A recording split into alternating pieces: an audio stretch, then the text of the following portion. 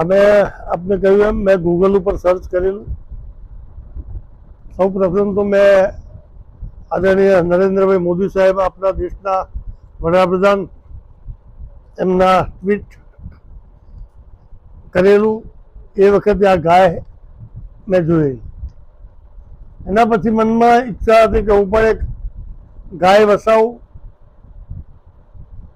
અને એ પ્રેરણાના આધારે આ બંને ગાયો જે દુનિયાની દુર્લભ પ્રજાતિ કહેવાય, 2012માં જ્યારે દેશમાંથી આ ગણતરી કરવાની આવી પશુઓની, ત્યારે એ વખતે આ ગાયો ફક્ત 5600 ઉગનુરમાં હતી. પણ સરકારી પ્રયાસોના આધાર પછી 2019માં લગભગ 13,000 ઉપરાંત ગાયો 2019ના આંકડા પ્રમાણે છે. અને હવે તો ધાર્મિક મહત્વના આધાર ઉપર બધા નરેન્દ્રભાઈ જે બ્રાન્ડ એમ્બેસેડર બન્યા એમ કે આ દુર્લભ પ્રજાતિને બચાવવા, એને આજે લગભગ ઘણા ઘરોમાં ગુજરાતમાં પણ બધા ધાર્મિક મહત્વના કારણે રાખતા પણ.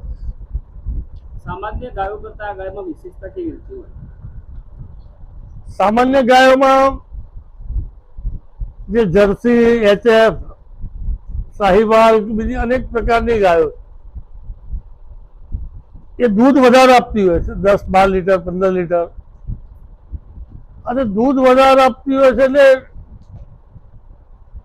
એના કમ્પેરિઝનમાં આ ગાયો મેક્સિમમ 1.5 થી 3 લીટર દૂધ આપતી હોય. પણ જે પેલી ગાયો છે એનું દૂધનો પ્રકાર A1 છે, પ્રોટીન યુક્ત. એ પચવામાં થોડું ભારે હોય છે. અને આ જે દૂધ એ લગભગ 8 થી 12 ફેટ સુધીનું દૂધ આ ગાયોનું હોય છે. અને આ દૂધ પચવામાં એકદમ સરળતાથી દૂધ પચી જાય છે, એવું આ ગૂગલ સર્ચના આધારે હું તો કહું છું. અને આ ગાયો અહીં પાળવા પોષવામાં પણ બીજી ગાયો કરતાં ખર્ચ પણ ઓછો આવે.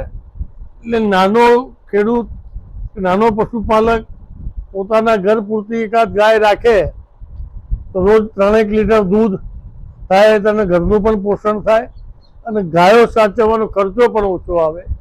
અને એક અલૌકિક વાતાવરણ, એક નવી ઉર્જા આપણને મળે. અને આ દેશમાં જે ગૌ માતાનું સ્થાન, નરેન્દ્રભાઈ મોદી સાહેબે પણ એ શ્લોક ટાંકીને કહેલું કે ગૌ માતા સર્વને સુખ આપે. એ પ્રકારે મેં મારા ફાર્મ હાઉસમાં આ ગાયો લાવ્યો છું, અને મને પોતાને પણ ખૂબ આનંદ છે.